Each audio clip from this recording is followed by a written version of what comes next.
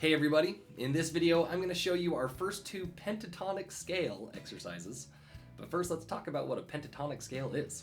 A scale is just a set of notes played in alphabetical order, but they're usually used as a framework to write melodies, riffs, and even chord progressions. There are lots of different types of scales, but the one you're going to hear 98% of the time is a major scale. It's like the musical alphabet of our musical language. Just like you can write an entire novel with the 26 letters of the alphabet, you can write an entire album with the 7 notes of a major scale. What makes a major scale different than any other scale is the combination of half steps and whole steps within this scale. A half step is when you move from one fret to the next fret, and a whole step is 2 half steps, so you skip a fret. So let's say we wanted to play a G major scale. We need to find the root note G, which is right here. This is open E, F sharp, G. Then we need to do this pattern. We do a whole step, a whole step, a half step, a whole step, a whole step, a whole step, and then a half step. And you've probably heard this before. Do, re, mi, fa, sol, la, ti, do. That's a major scale. However, we don't want to start with a major scale. We want to start with a pentatonic scale. And just like a pentagon has 5 sides, a pentatonic scale has 5 notes. To make a pentatonic scale, we just take a major scale and get rid of the 4th and 7th notes. So from this G major scale, we would get rid of 1, 2, 3, 4, this note, and 5, 6, 7, that note. Then we get... Since this only has 5 notes, it's technically easier to play, and since it doesn't have any half steps in it, it's very open, and it really just fits over everything. And that's why most people start with a pentatonic scale. Yeah, it's a little bit easier, but it's also very versatile. You could use it over everything. I've used it to write solos, melodies, and riffs in bluegrass bands, and reggae bands, and metal bands, and blues bands, and country bands, and I mean everything. You really can't go wrong with it. Now what I showed you earlier was the most straightforward, basic way of looking at this scale on the guitar. But that's not how you'd actually play it to write riffs or anything. So this is where it starts to get a little bit tricky.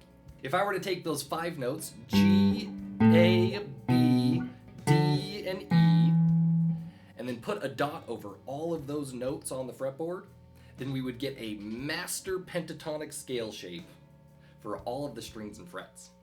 So let's say you were trying to do a solo or write a riff and the key was in G or E minor, then any of these notes would sound good. You know, there are cooler ways to put them together than others, but you really can't sound bad. You're not going to hit anything that sounds sour or off. So yeah, all we got to do is just memorize this whole block of notes and you'll be good to go. No, I'm just kidding. That would be very difficult.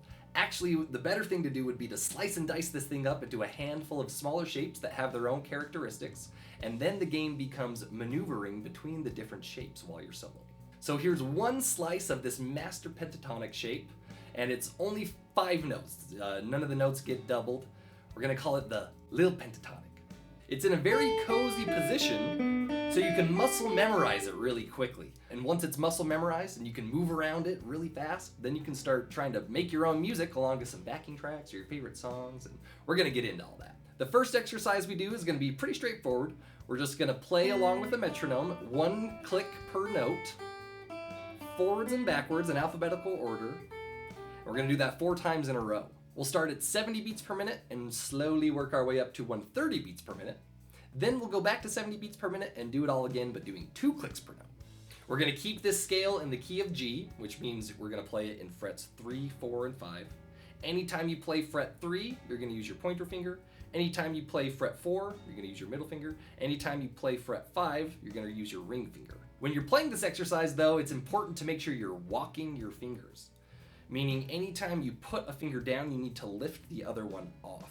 I've seen students try and do something like this where they leave a finger down, and as you start trying to go faster, that makes it sound uneven and choppy because you're like... rather than...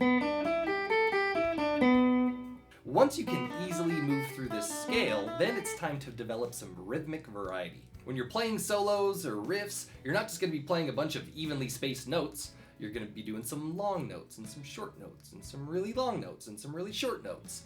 So we need to get used to that. In the second exercise, we're going to be working on moving between 1 note per click and 2 notes per click, which are quarter notes and eighth notes in musical lingo. That's going to sound like this.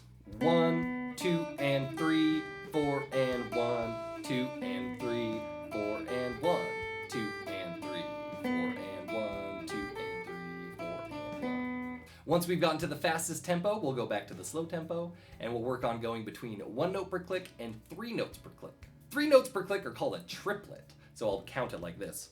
1, 2 triplet, 3, 4 triplet, 1, 2 triplet, 3, 4 triplet, 1. After that, we'll go back to the slower speed again and work on switching between 16th notes, which are 4 clicks per note. That sounds like this.